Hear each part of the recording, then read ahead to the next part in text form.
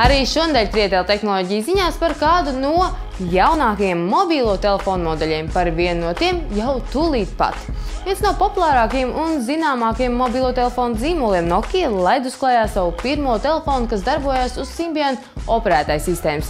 Kas tad lācītīm ir vēderā? Jaunais telefons ir aprīkots ar 3,5 colas skārienjūtīgu ekrānu, 12 megapikseļu iebūvēto kameru, kurā ir Carl Zeiss optika un Henon zibspūdze.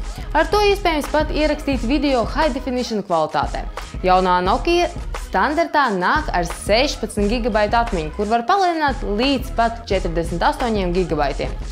Viss, es vairs par tehniskajiem parametriem tev nestāstīšu, savādāk izklausīšos kā tāds īsts gigs.